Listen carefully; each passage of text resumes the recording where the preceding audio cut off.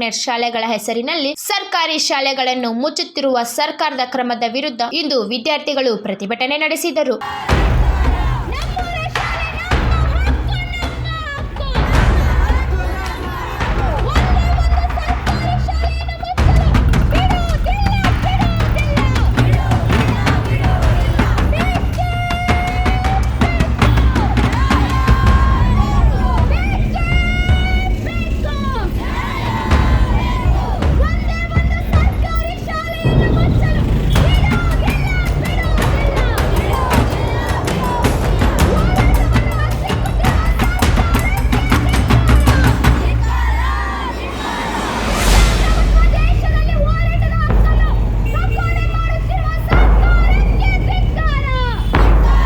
ಧಾರವಾಡದ ವಿವೇಕಾನಂದ ವೃತ್ತದಲ್ಲಿ ಎಐಡಿಎಸ್ಒ ನೇತೃತ್ವದಲ್ಲಿ ನಡೆದ ಈ ಪ್ರತಿಭಟನೆಯಲ್ಲಿ 18 ಶಾಲೆಗಳನ್ನು ಕೆಪಿಎಸ್ಸಿ ಮ್ಯಾಗ್ನೆಟ್ ಶಾಲೆಗಳಾಗಿ ಪರಿವರ್ತಿಸುವ ನೆಪದಲ್ಲಿ ಸುತ್ತಮುತ್ತಲಿನ ಶಾಲೆಗಳನ್ನು ಮುಚ್ಚಲು ಮುಂದಾಗಿರುವುದನ್ನು ತೀವ್ರವಾಗಿ ಖಂಡಿಸಲಾಯಿತು. ಕ್ರಾಂತಿ ಸಮಾಚಾರ ಟಿವಿ ಧಾರವಾಡ.